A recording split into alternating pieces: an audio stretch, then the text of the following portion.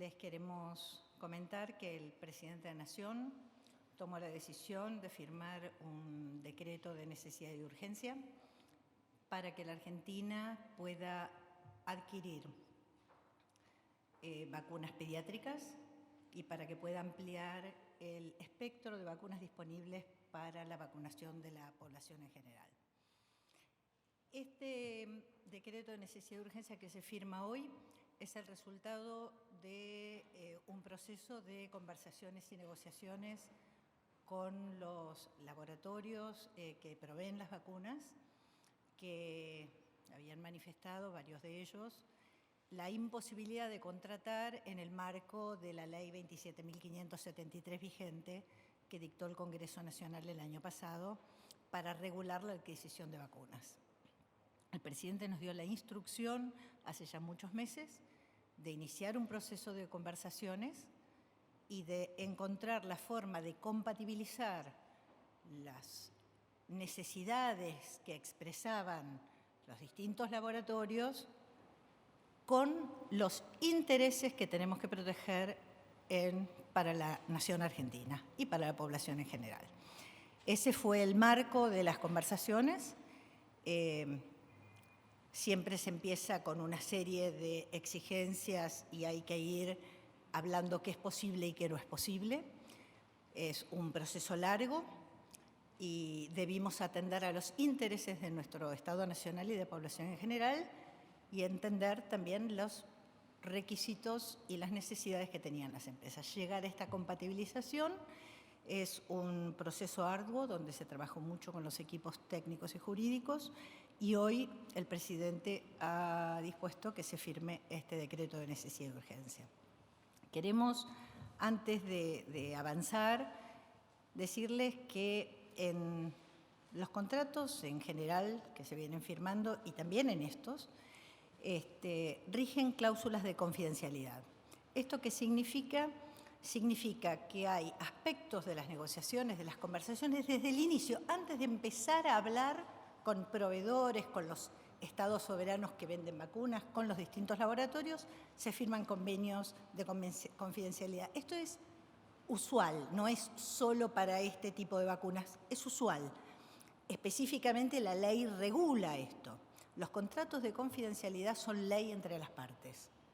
motivo por el cual los funcionarios públicos debemos respetarlos porque además se nos involucra nuestra responsabilidad como funcionarios ante un incumplimiento. Entonces, teniendo en cuenta esto, vamos a tratar de tener la mayor amplitud para poder darles información, pero tenemos que decirles qué cláusulas, requerimientos, datos específicos no vamos a poder hacerlo porque tenemos que respetar la ley. Esto es muy importante plantearlo porque hay cosas que no vamos a poder decir por el marco legal, no y por el respeto a la legalidad y no porque no querramos dar información, porque todos los contratos siempre al final del día se envían a la Auditoría General de la Nación. Bien, en este marco, el decreto de necesidad y urgencia que se va a estar firmando hoy va a ser publicado en una edición del Boletín Oficial de mañana, pero apenas lo tengamos ya definitivamente firmado y todo, lo pondremos a disposición. Establece algunas modificaciones a la actual ley vigente de 27.573 que regula la adquisición de vacunas contra COVID. En primer lugar, estamos creando un fondo de reparación COVID-19. ¿Para qué es? Es para responder para el pago de indemnizaciones ante la eventualidad de que una persona pueda ser eventualmente dañada por la aplicación de la vacuna. Es una responsabilidad objetiva ante la prueba del daño y la causalidad de que lo provocó la vacuna. Hay un fondo que responde y, por supuesto, si ese fondo no responde, es el Estado el que se hace cargo de esto. Es muy importante marcar que este fondo se crea para vacunas COVID, es un instrumento que existe en los mecanismos de COVAX y que existe en muchos países del mundo y que da una tranquilidad respecto de las contrataciones por las indemnidades que se otorgan legalmente en muchas contrataciones. Muy bien. Entonces, este fondo de reparación se crea, se regula, se establece la forma del fondeo, se establece cómo se prueba,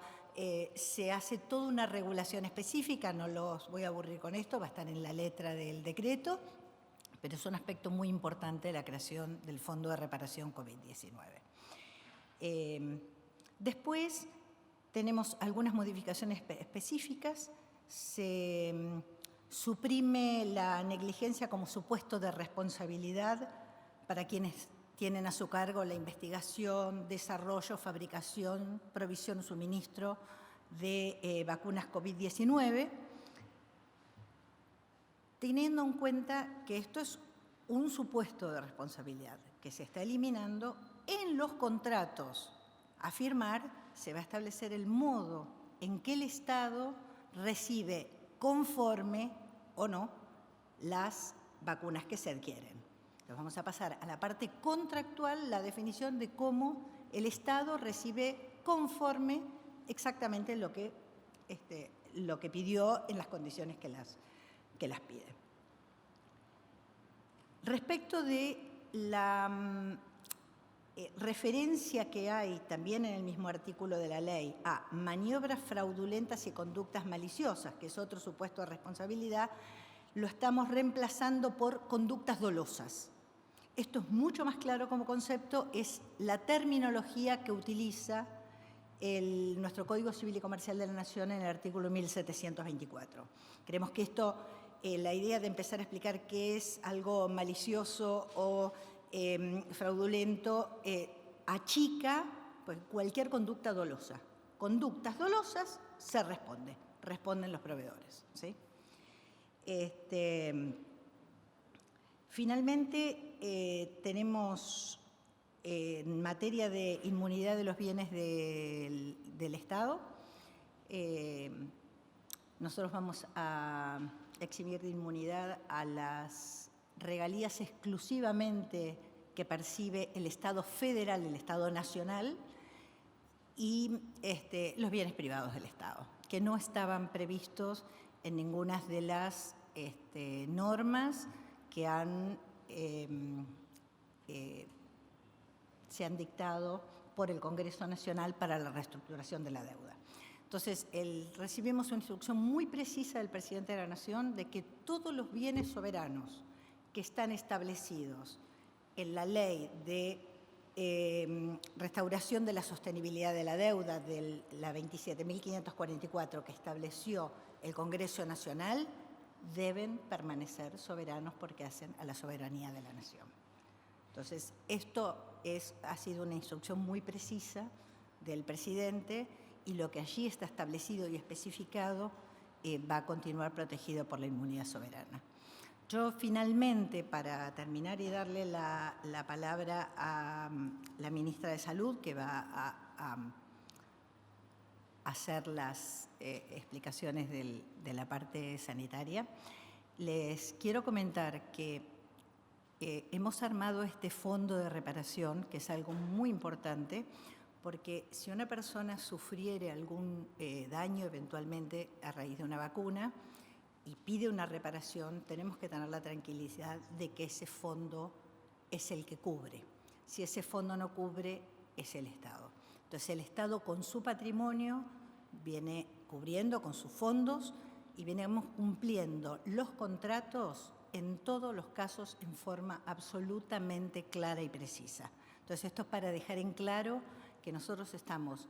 todas las obligaciones que está asumiendo el Estado Nacional, las está cumpliendo y estamos recibiendo las vacunas sin ningún tipo de conflicto económico con quienes nos las proveen. Finalmente, para plantear que le estamos resolviendo esto por decreto de necesidad y urgencia, porque entendemos la situación de una negociación que debimos hacer para defender los intereses de la nación y para poder compatibilizar los reclamos de los proveedores. Necesitamos la vacuna pediátrica, que fue aprobada hace un mes aproximadamente, y queremos ampliar la posibilidad de disponer de todas las vacunas. El presidente de la Nación siempre nos dio la indicación de contar con la mayor cantidad de vacunas y la mayor cantidad de proveedores. Solo para terminar, decir que nosotros siempre hemos trabajado sin interrumpir las negociaciones y conversaciones con todos los laboratorios para adquirir las mejores vacunas, las vacunas que tienen validación internacional y que son aceptadas en nuestro país, de todos los laboratorios. Siempre quisimos y tenemos la obligación como gobernantes de traer la mayor cantidad de vacunas para proteger a nuestros niños, niñas, adolescentes y población en general. Tenemos también la obligación de cuidar los intereses de la población, de la nación, del Estado. Motivo por el cual en ese trabajo hemos llegado a esto. Queremos avanzar cuanto antes en los contratos que se pueden suscribir y decirles que esto va a estar publicado mañana. Queda la ministra Carla Bisotti para la parte sanitaria. Buenas tardes a todos, a todas. Muchas gracias, Vilma, por la introducción y por el inmenso trabajo de acompañarnos en esta negociación, en esta tarea. A vos, a todo tu equipo y a cada uno y a cada una de quienes están acompañando desde el primer momento para tener la mayor cantidad de vacunas lo antes posible en esto que es resguardar los intereses del Estado, que por supuesto incluye conseguir esas vacunas lo antes posible y en la cantidad, la mayor cantidad posible. Y en ese sentido, completar desde el punto de vista técnico que esta posibilidad se abre en relación a tres ejes